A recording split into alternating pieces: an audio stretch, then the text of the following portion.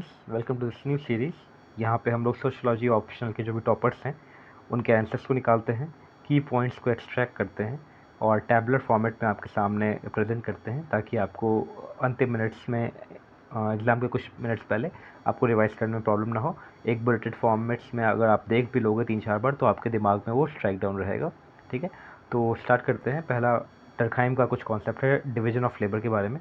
उनने ये कहा था कि division of labour is actually a functional prerequisite society के ऑर्डर को मेंटेन करने के लिए। अभी कुछ कुछ इंपॉर्टेंट पॉइंट्स जो हमारे टॉपर्स ने लिखा है और एक्चुअल में जो लाइक उनको अच्छे नंबर फेच किया उन्होंने, वो किस बेसिस पे किया। पहले तो उन्होंने ये लिखा कि based on organisational character of our society. Organisational character क्या होता है? पॉपुलेशन साइज, जो भी नॉर्म्स हुए, जो भी टेक्नोलॉजी हुए, उसके ऊपर हमारा डिवीजन ऑफ लेबर बेस्ड है। ठीक है, अभी एक और चीज़, डरखाइम ने ये कहा कि एनोमी इज़ टेम्प्रेरी। ठीक है, और जब तक वो सोशल ऑर्डर फिर से रीबिल्ड नहीं हो जाता तब तक एनोमी रहता है। अब डिवीजन ऑफ लेबर को उन्होंने कैसे कैसे सेगमेंट किया है। पहला तो है सिंपल पॉलीसेगमेंटल सोसाइटी। ठीक है, इसका मतलब क्या होता है? Mechanical solidarity. अभी एक ही कंसेप्ट को अच्छे से समझा दूंगा तो आपको दिक्कत नहीं होगा। पहले समझ लो क्या क्या कहाँ पे लिखा हुआ है, क्योंकि शॉर्ट फॉर्म्स में ना लाइक कम वर्ड्स में लिखे हैं तो आप समझ जाओगे तो अच्छा रहेगा। दूसरा है पॉलीसेगमेंटल सिंपल कंपाउंड सोसाइटी। ठीक है, तीसरा है पॉलीसेगमेंटल डबली कंपाउंड सोसाइटी। ठीक है, अब इसका मतलब आप तो थोड़ा कंफ्यूज मत कर जाना। पहला है सिंपल सिंपल पॉलीसेगमेंटल सोसाइटी, दूसरा है पॉलीसेगमेंटल सिंपल कंपाउंड, तीसरा है पॉलीसेगमेंटल डबली कंपाउंड। ठीक, तो समझ में आ जाएगा। सिंपल पॉलीसेगमेंटल सोसाइटी, पहला सिंपल है, दूसरा हो गया पॉलीसेगमेंटल सिंपल, और तीसरा है पॉलीसेगमेंटल डबली कंपाउंड सोसाइटी। ठीक है, अभी इसका मतलब क्या क्या होता है ये समझ लेना। पहले तो आप लोग सभी को मालूम होगा, डरखाइम ने बात किया है mechanical solidarity converts into organic solidarity that depends on our social structure, social condition and social order which directs our social well being. ठीक है, अभी इसको समझ लेते हैं पहला क्या होता है। पहले के समय में क्या होता था ना, जब ये सिंपल पॉलीसेगमेंटल सोसाइटी था, इसमें क्या होता था? मैकेनिकल सॉलिडारिटी था। मतलब क्या है ना कि हर को हर कुछ काम आता था। ठीक है, इनको फार्मिंग भी आता है, इनको खाना बनाना भी आता है, इनको गाड़ी ठीक करना भी आता है, सब कुछ आता है इनको। ठीक है, बट अभी के समय में क्या हो गया ना, ये जो हम लोग ये पॉलीसेगमेंटल सोसाइटी है, पॉलीसेगमेंटल डबली कंपाउंड सोसाइटी, ये क्या होगा? कॉम्प्लेक्स हो गया है। ठीक है, अब चीज़ें यहाँ पे डाइवर्सिफाइड हो गई। कोई ये काम कर रहा है, कोई ये काम कर रहा है, कोई ये काम कर रहा है, कोई ये काम कर रहा है। अब इसको अगर इस आदमी को अगर ये काम करवाना है तो इस पर डिपेंडेंट है। ठीक है, और ये वाला इस पर डिपेंडेंट ताकि इसको कुछ जॉब मिल जाए।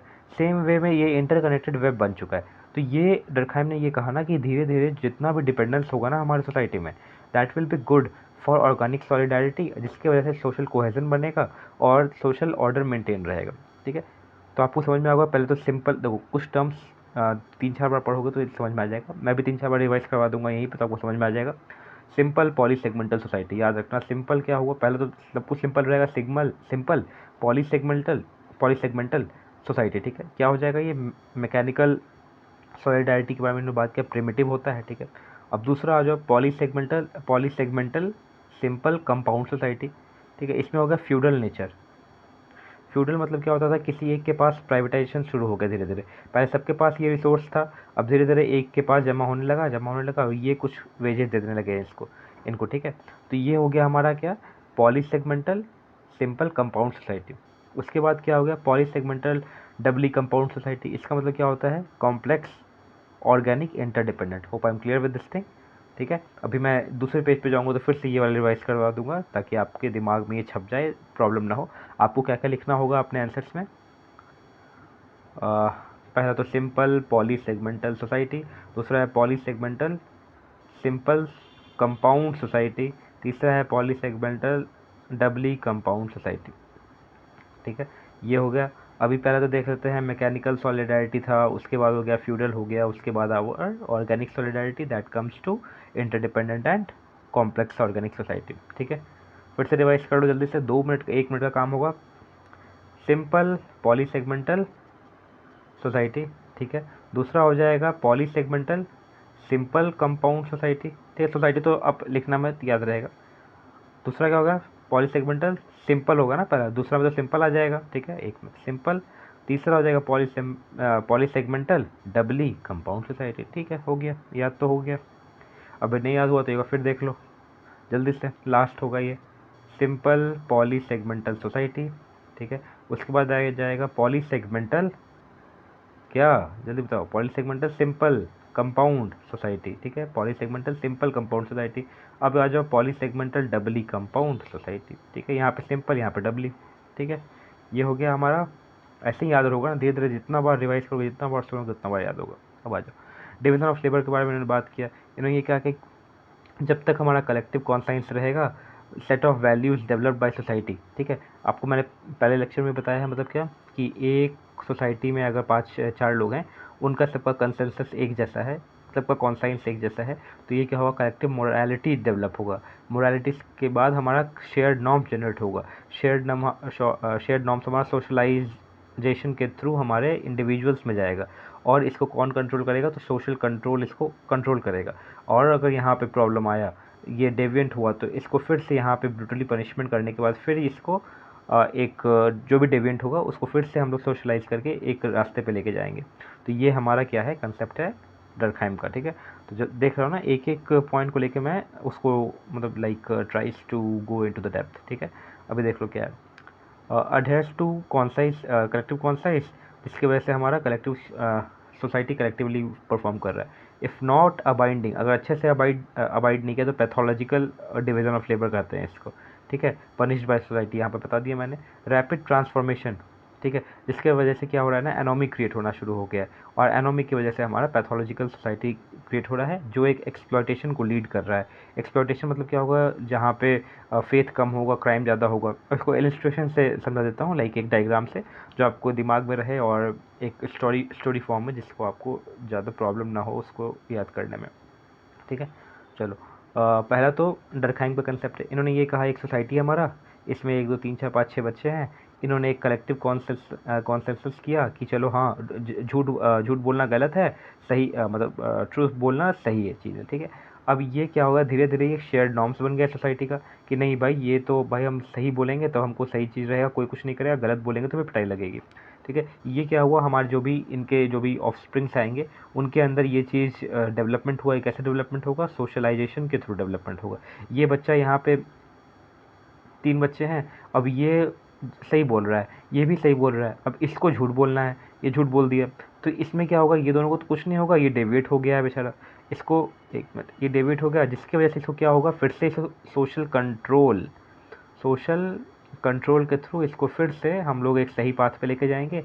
और देन ये हो गया हमारा पैथोलॉजिकल, ठीक है। यहाँ पे हम लोगों ने नहीं पढ़ा था ना पैथोलॉजिकल, ठीक है। अब यहाँ पे तो एक एग्जांपल लिया मैंने। अभी क्या होता है ना, बहुत सारे डेविएट हो गए, बहुत सारे लोग, तो ये हो गया पैथोलॉजिकल। पैथोलॉजिकल की वजह से क्या होता है ना, यहाँ पे हमारा एनोमी क्रिएट होता है। एनोमी की वजह से जो लोग अच्छे भी थे ना यहाँ पे, उनका ट्रस्ट इन लोग पे कम होना शुरू होता है। मैंने लिखा है ना, ट्रस्ट कम हो जाएगा, एक्सप्लॉयटेशन होना शुरू हो जाएगा, और लो फेथ होना शुरू हो जाएगा। तो हम क्लियर विद दिस थिंग, ये शॉर्ट स्टोरी आपको समझ में आ गई होगी। अब चलो और दूसरा टॉपिक के बारे में। तो क्या है, ये सीरीज का क्या कंसेप्ट है, कि एक टॉपिक को ही हम लोग नहीं कवर करेंगे। एक टॉपिक कवर किया, उसके बाद कुछ और टॉपिक आ जाएगा, उसके बाद कुछ और टॉपिक आ जाएगा। ये होता है माइंड बूस्टिंग ब्रेनस्टॉर्मिंग, ठीक है।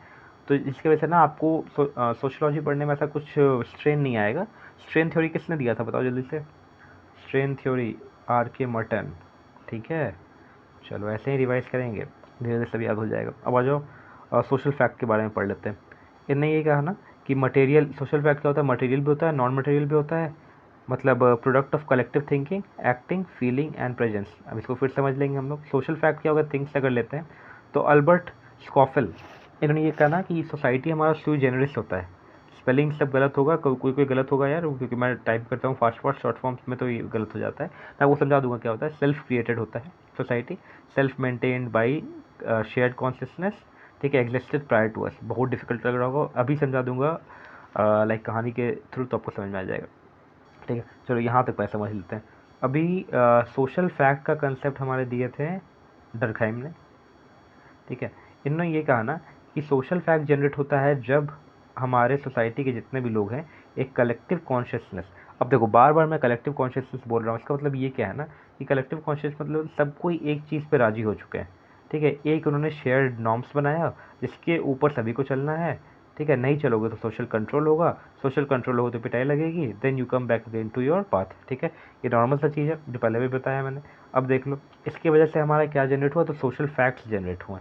सोशल फैक्ट्स को ना डर्कहाइम एज अ थिंग मानते हैं, ठीक है, ये यूनिक चीज़ है, ये इसको थिंग माना इन्होंने। ये क्या होता है, मटेरियल भी होता है, नॉन मटेरियल भी होता है, लाइक इंस्टीट्यूशन, सोशल फैक्ट्स के हमारे लॉ आ गए, पॉलिटिक्स आ गए, रिलीजन आ गए, ये सब एजुकेशन आ गए, ठीक है। अब इन्होंने ये कहा है लाइक यहाँ पे एल्बर्ट स्कॉफल ने ना लाइक डर्कहाइम को वो किया है, लाइक सपोर्ट किया है। उनका ये कहना है कि सोसाइटी हमारा सो जेनरस होता है, मतलब खुद से मेंटेन कर लेता है, कुछ भी प्रॉब्लम आया ना सोसाइटी में तो उसको खुद से मेंटेन कर लेगा, ऐसा नहीं कि वो डिपेंड नहीं है किसी पे। तो ये हमारा क्या, सो जेनरस, ठीक है। सेल्फ क्रिएटेड हुआ है सोसाइटी, हमारा सेल्फ मेंटेन भी कर लेता है अपने आप को। कैसे करता है, तो ये होता है शेयर्ड कॉन्शियसनेस से होता है, विच एग्जिस्टेड प्रायर टू अस। मतलब ये भी समझना होगा कि खुद से कैसे कर लेता है भाई। अगर मतलब अब आप ही सब कुछ कर लेता है तो सोसाइटी में आदमी का काम क्या है। तो इसका मतलब ये है ना कि अगर एक सोसाइटी में जो भी आदमी हैं उनके अंदर धीरे धीरे धीरे धीरे सबके अंदर एक शेयर्ड नॉर्म्स आना शुरू हो गया, तो उस सोसाइटी में एनोमी तो होगा ही नहीं, उस सोसाइटी में नॉर्मलेसनेस तो आएगा नहीं, उस सोसाइटी में डेवियंस तो आएगा नहीं, जिसकी वजह से क्या होगा, सोसाइटी अपने आप को मेंटेन कर लिया है, ठीक है। ये इनका कंसेप्ट है एल्बर्ट स्कॉफल। चलो, collective concise is the product of collective consciousness. इसका मतलब क्या, कॉन्शियसनेस और कॉन्साइज में डिफरेंस है, ये समझ लेना। कॉन्सेंसस मतलब कि कॉन्सेंसस मतलब सब लोग एक चीज़ पे रेडी हैं, सबका कॉन्साइज एक चीज़ के लिए कहता है कि okay this is fine, this is our shared morality और शेयर्ड नॉर्म्स, ठीक है। और ये कैसे प्रोपेगेट करता है, ये मैंने बता दिया आपको, सोशलाइजेशन के थ्रू प्रोपेगेट करता है और सोशल कंट्रोल के थ्रू प्रोपेगेट करता है। सोशलाइजेशन मतलब क्या होता है, डेवलपिंग इंडिविजुअल कॉन्साइंस, एक इंडिविजुअल के अंदर कॉन्साइंस जनरेट करना। सोशल कंट्रोल क्या होता है, अगर कोई अबाइड नहीं करेगा तो पिटाई लगेगी, डेविएंट हो जाएगा। Social facts these are sui generis, shows continuity and maintain existence. मतलब जो भी सोशल फैक्ट्स है हमारा वो स्यू जेनरस है, इसको जरूर टर्म्स को मेंशन कर देना। मतलब क्या, कि वो खुद को मेंटेन कर लेगा, खुद से क्रिएट हुआ है, ठीक है। और ये कॉन्टिन्यूटी मेंटेन करता है हमारा सोशल फैक्ट, कभी मरने वाला ये नहीं है, कभी ख़त्म होने वाला नहीं है ये चीज़, ठीक है। अभी आ जाओ, और भी कुछ टॉपिक्स हैं। पहला तो सोशल फैक्ट्स देखना है डर्कहाइम कंसेप्ट में, referral to external and objective aspect of collective life. अब देख लो क्या है, ये आदमी है, ठीक है। अब ये भी 10th स्टैंडर्ड में, ठीक है। यहाँ पे हमारे बहुत सारे सोशल फैक्ट्स हैं। Social facts in the sense हमारे लॉ हो गए, पॉलिटिक्स हो गए, एजुकेशन हो गए, शेयर्ड मोरालिटी हो गए, सब कुछ है यहाँ पे, ठीक है। अब ये क्या होगा ना, ये इस आदमी के एक्सटर्नल है, मतलब क्या, कि इससे इंक्लूडेड नहीं है ये चीज़। अब ये क्या बोलता है ना, लॉ क्या बोलता है, no you can't drink right now, you are not 21 और 18, ठीक है। मतलब you can't vote right now, you are not 18, मेरे को ये नहीं पता ड्रिंक वाला, you can't vote right now, you are not 18, ठीक है। तो ये लॉ डिक्टेट कर रहा है हमें ये चीज़। एजुकेशन ये बोल रहा है नो यू, एजुकेशन में क्या बोल रहा है कि आपके पास ऑप्शन है, ये साइंस ले लो, आर्ट्स ले लो, ये ले लो। सो शेयर्ड मोरालिटी क्या बोल रहा है, you should be talking truth, negative नहीं बोलना है आपको, ठीक है। और लॉ को मेंटेन करना, ये सब बता रहा है। तो ये कह रहे हैं ना हम लोग कि social facts are external to us, these are not linked, ठीक है। Hope I am clear with this thing.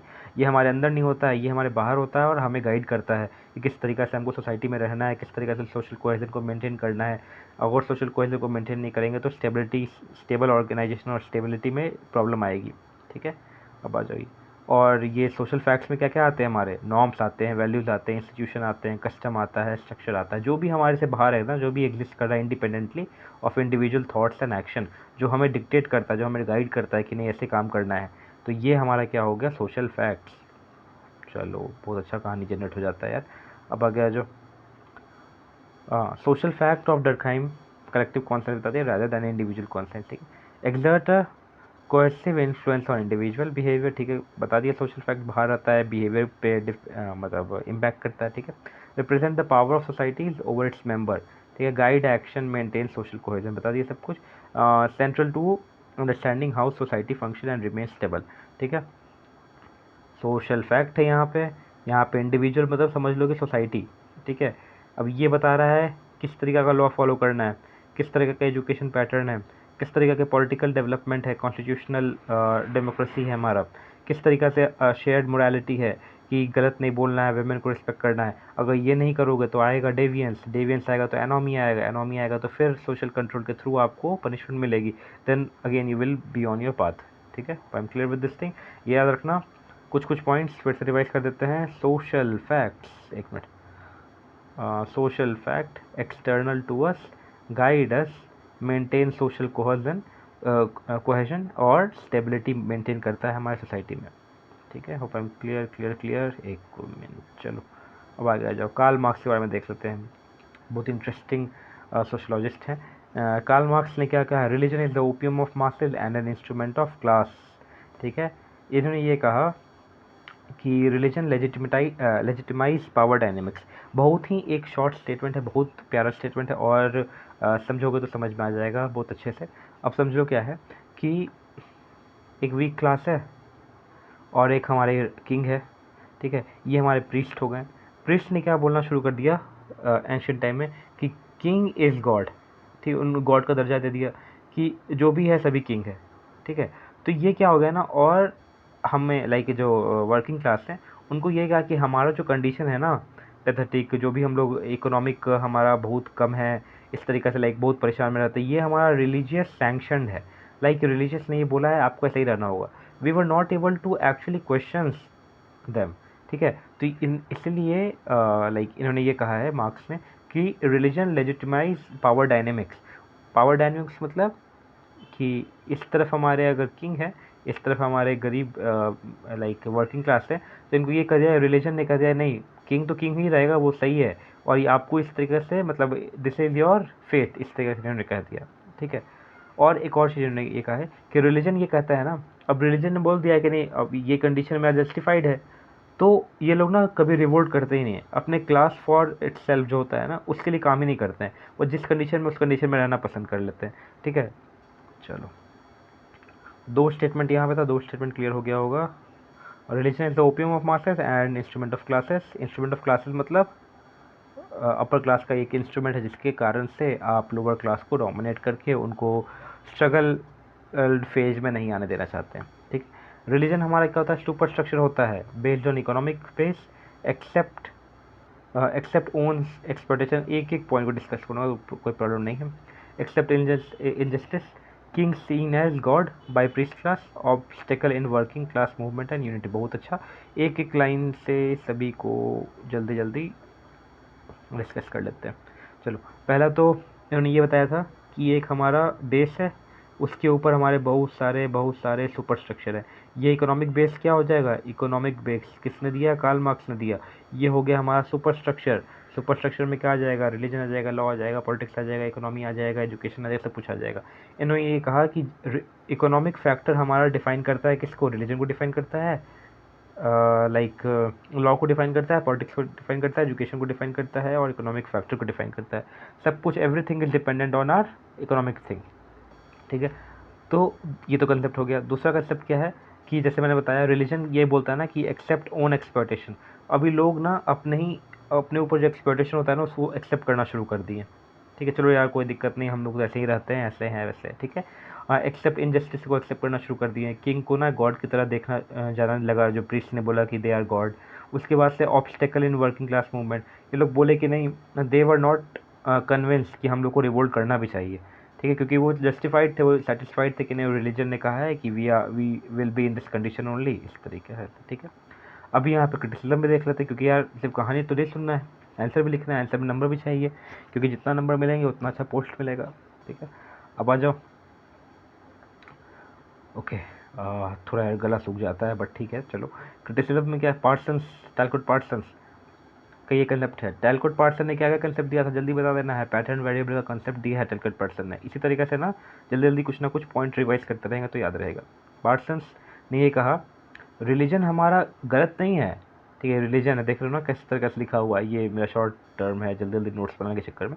Religion गलत नहीं है, वो ना टेंशन मैनेजमेंट करने का एक जरिया है, जिसके कारण लोग अपने टेंशन को मैनेज करते हैं। पैटर्न को मेंटेन करने का जरिया है। मतलब क्या है ना कि कोई लोग जब परेशान होते हैं तो मंदिर जाते हैं, पूजा करते हैं, शांति मिलता है, तो क्या होगा ना, टेंशन मैनेज होता है।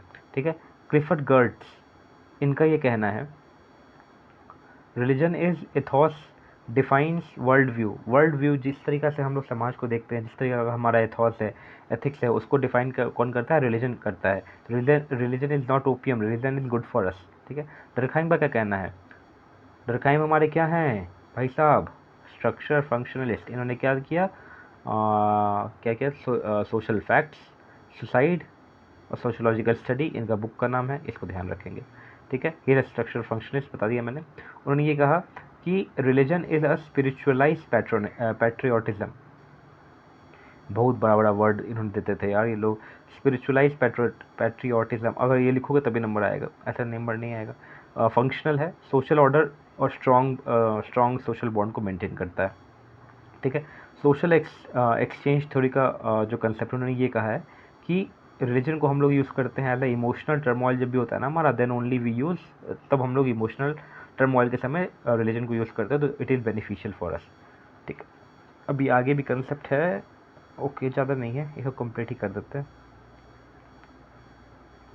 चलो अभी कार्ल मार्क्स, फिर अगेन यहाँ पे कार्ल मार्क्स ने कहा कि कैपिटलिज्म का कंसेप्ट क्या है, रूटेड इरेशनैलिटी, ठीक है। वेबर ने क्या बोला कैपिटलिज्म को, capitalism is reflection of rationality, ठीक है। अभी और ओके, तो ये क्वेश्चन था हमारा, मार्क्स ये बोल रहे हैं ना कि कैपिटलिज्म रूटेड इरेशनैलिटी, उसमें इरेशनैलिटी है, और वेबर कह रहे हैं कि capitalism is a reflection of rationality, ठीक है। एक कह रहा है कि उसमें प्रॉब्लम है, एक कह रहा है कि उसमें प्रॉब्लम नहीं है, ठीक है। इसको देखना होगा किस तरीके का बात है, तो मार्क्स का पहले देख लेते हैं, फिर वेबर का देख लेंगे, अच्छी तरीके से पॉइंट वाइज बना हुआ है। पहले इन्होंने ये कहा इरेशनैलिटी मतलब कि उसमें ही प्रॉब्लम है, वो that is not justified, that is not objective, उन्होंने सब्जेक्टिव मैनर में ले लिया सभी चीज़ों को, और वर्किंग क्लास मूवमेंट पे बुर्जुआ ने प्रोलेटेरिएट पे कंसेप्ट लाइक उन पे डोमिनेशन किया हुआ है, ठीक है। तो मार्क्स का क्या कहना है कि क्लास स्ट्रक्चर में डिवाइड कर दिया आपने, एक्सप्लॉयटेशन है वो, केम फ्रॉम प्रॉफिट ओरिएंटेड के कारण ही ये रैशनैलिटी डेवलप हो चुका है, ठीक है। उसके बाद क्या है, upper class owns means of production, ठीक है। अपर क्लास जो है उनके पास एमओपी है, मीन्स ऑफ प्रोडक्शन है, और लोअर क्लास ऑलरेडी एलिनेट हो चुके हैं। उनको ये भी नहीं पता है ना कि हम लोग दे हैव बिकम कोमोडिफिकेशन, लाइक उनका जो लेबर है ना जिसके लिए वो काम करते हैं वो कोमोडिफाइड हो चुका है, कोमोडिटीज बन चुका है, लाइक वो सिर्फ अपना लेबर सेल कर रहे हैं, उनको ये नहीं पता, अटैचमेंट भूल चुके हैं अपना, एलिनेट हो गए हैं चीज़ों से, ठीक है। अप्रोप्रिएटिंग सरप्लस लेबर मतलब क्या है कि मान के चलो कि पीक आवर है, दिवाली का समय है, लाइक बहुत सारे प्रोडक्शन सेल्स हो रहे हैं, तो ये लेबर तो अपना काम कर रहा है और इनको एक्सेस प्रोडक्शन मिल गया, लोग भी खरीद रहे हैं, इकोनॉमिक डेवलपमेंट हो रहा है, तो इनके पास सरप्लस जनरेट होना शुरू हो गया। सरप्लस की वजह से ये लोग फिर और पावरफुल हो गए, और डोमिनेट करेंगे, और पावरफुल होंगे, और डोमिनेट करेंगे, तो ये कंटिन्यूस साइकिल में चलता रहेगा जब तक हम लोग पावर बैलेंस, पावर डायनेमिक्स को अच्छे तरीके से डेवलप डाउन नहीं करेंगे, ठीक है। फॉल्स क्लास कॉन्शियसनेस है, फॉल्स क्लास कॉन्शियसनेस मतलब कि एक वर्किंग क्लास है, उनको उनके अंदर बहुत सारे ऐसे होंगे ना जो सुपरवाइज़र होंगे, जो वर्कर होंगे, जो उनके भी नीचे होंगे, जो उसके भी नीचे होंगे, जो उसके भी नीचे होंगे, तो इनको ये लग रहा होगा ना क्योंकि I am superior than him, इसको ये लग रहा होगा I am superior than him, इसको ये लग रहा होगा I am superior than him, इसको लग रहा होगा I am superior than him, but सबके ऊपर एक वर्क वो है हमारा, लाइक एमओपी जिसके पास मीन्स ऑफ प्रोडक्शन है। इन लोग को ये बात समझना होगा, मार्क्स का ये कहना है कि इन लोग को ये बात समझना होगा कि ऑल वी आर टुगेदर, ठीक है, हम लोग का कंडीशन सेम है, तो जब ये समझ जाएंगे तो ये बन जाएंगे क्लास फॉर इट सेल्फ, अभी ये क्लास इन इट सेल्फ है, देन रिवोल्यूशन विल कम, और हमारे फिर कम अ कम्युनिस्ट यूथोपिया, जो मार्क्स का कहना है, ठीक है। ओके, तो अभी डिवाइडेड है जिसकी वजह से यूनिफिकेशन नहीं हो पा रहा है। कम्युनिटीज आर फेटिश मतलब बहुत अच्छा कॉन्सेप्ट है ये। अब मान के चलो कि एक वर्कर है, वो एक गाड़ी के लिए ये व्हील बना रहा है, ठीक है। अब चलो व्हील छोड़ दो, अब ये देख लो, ये छोड़ो, बहुत बड़ा चीज़ ले लिया मैंने, अब ये देख लो, एक वर्कर है, टेबल टेबल होता है ना, टेबल इंडस्ट्री में ये टेबल बनाता है, ठीक है, और ये अपने मालिक को दे देता है टेबल, मालिक मार्केट में बेचता है 100 रुपीज़ के हिसाब से, और ये टेबल बना है हमारा 10 रुपये के हिसाब से, 10 रुपये तो बहुत कम बोल दिया मैंने, 40 रुपीज़ मान लो, ठीक है। अब ये आदमी का शादी हो गया, अब इसको फिर टेबल की ज़रूरत है, तो ये मार्केट गया, मार्केट में बोला भाई टेबल चाहिए मेरे को, तो इसको 100 रुपये में मिल रहा है, ठीक है। तो ये क्या होगा ना, डिटैच्ड हो गया चीज़ों से, इसने ही ये बनाया था ये प्रोडक्ट, ठीक है, जो 40 रुपीज़ में बनाया था इसने, और इसको मिल रहा है 100 रुपीज़ में। यहाँ पे पैसे की बात नहीं, यहाँ पे ये है ना कि आप जिस काम को किए हैं, जिसमें आपने अपना इमोशन, अपना टाइम, सब कुछ लगाया है, वो आपको एज अ वैल्यू खरीदना पड़ रहा है, ठीक है। तो ये होगा कमोडिटीज आर फेटिश, ठीक है। एक मिनट रुको रुको रुको, ओके, ठीक है। क्वेश्चन को नहीं भूलना है, क्वेश्चन को ये कहना है कि कार्ल मार्क्स ने कहा कि कैपिटलिज्म इज इरेशनैलिटी, ठीक है, और वेबर कह रहे हैं कि कैपिटलिज्म इज रैशनैलिटी, दोनों में डिफरेंस बताना, बहुत अच्छा कॉन्सेप्ट है। वेबर ने क्या कहा, प्रोटेस्टेंट व्यू से देखा है उन्होंने, capitalism arise from different culture and religious values, ठीक है। अब इन्होंने ये कहा है कि जैसे कैपिटलिज्म कहाँ राइज होगा? कैथोलिक, इनका ये कहना है कैथोलिक में, इस्लामिक में, जुडाइज्म में कैपिटलिज्म विल बी देयर। नहीं होगा, कहाँ नहीं होगा? हिंदुइज्म में, कॉन्फ्यूशियनिज्म में और बुद्धिज्म में। क्यों ऐसा होगा? क्योंकि they believe on charitable behaviour, इनका मेटाफिजिकल में डिपेंड करते हैं। और ये लोग जो है ना साइंटिफिक टिल्ट है, मेरिटोक्रेसी पे काम करते हैं, ठीक है। और ये मटेरियल एस्केटिज्म, मतलब सेविंग करना जानते हैं, ठीक है। अपने आप पे ज़्यादा खर्च करना नहीं सोचते हैं, लाइक जो होता है ना, मतलब ओवर यूज़ नहीं करते हैं। उसके बाद चैरिटी पे बिलीव नहीं करते हैं। उसके बाद लाइक शो ऑफ पे बिलीव नहीं करते। Then only they are much capitalist, ठीक है। तो इसका मतलब क्या है? इसका मतलब ये है ना कि ये एक रैशनल अप्रोच है। रैशनल अप्रोच मतलब विथ लॉजिक, विथ रीजनिंग, ठीक है। तो इसलिए इनका इनका डिफरेंस हम लोग को समझ में आ जाता है, ठीक है। ओके, अभी आगे आ जाते हैं। लुई डुमो का बात कर लेते हैं। लुई डुमो ने दिया था होमो हायरार्कस, मतलब क्या है कि हमारे इंडिया में हायरार्की में लोग डिफाइंड है, कास्ट हायरार्की में। और ये एक्चुअली में इनका कहना है कि बेनिफिशियल है इंडिया के सोशल ऑर्डर को मेंटेन करने के लिए। अगर ये हायरार्की नहीं रहेगा तो इंडिया का सोशल स्ट्रक्चर बिगड़ जाएगा और there will come a chaos, ठीक है। लुई डुमो का ये आपको एक्सप्लेनेशन है। क्या दिया? होमो हायरार्कस, ठीक है।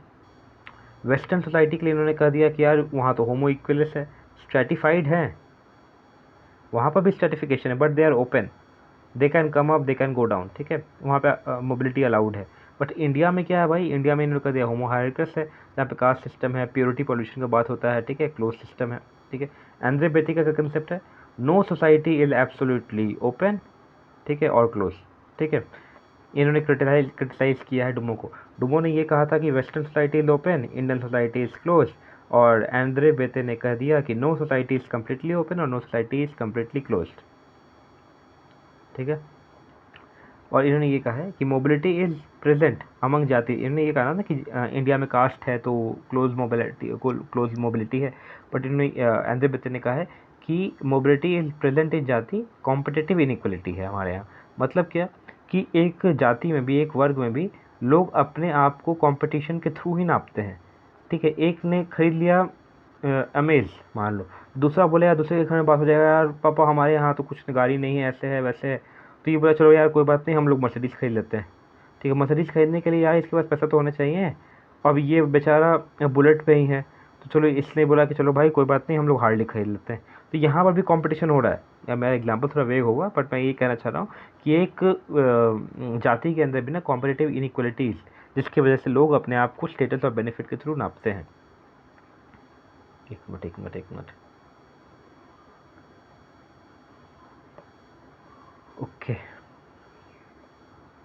ओके सो आज तो इतना ही रखेंगे, थोड़ा लंबा हो जाएगा ये। तो ये एक्चुअल में सीरीज़ जो था ना, ये जो भी टॉपिक्स हैं ये हमारे टॉपर के आंसर बुकलेट से निकाला हुआ सीरीज है। पहले आप समझ लो क्या क्या है। टॉपर का जो आंसर है उससे जो की पॉइंट्स हैं वो निकले हुए हैं, टेबलर फॉर्मेट में दिए हुए हैं। आप आंसर में डायरेक्टली स्प्रिंकल कर देना, तो इसकी वजह से आपको क्या हो जाएगा, सोशियोलॉजिकल टर्म्स पता चल जाएंगे। अब टॉपर के आंसर को क्यों हम लोग डिपेंड करते हैं, क्योंकि एक्चुअल में अगर उन्होंने लिखा है तो वो अपने रियल आंसर में तो वही रिप्रोड्यूस किए होंगे ना, कुछ चेंजेस होंगे, लाइक समझ लो 40% तो कम से कम सेम ही लिखा होगा ना कंटेंट, तो आप लोग वहाँ पे रिलाई कर सकते हैं। और these are directly from the topper answers, तो सोशियोलॉजी में इंपॉर्टेंट हो सकता है।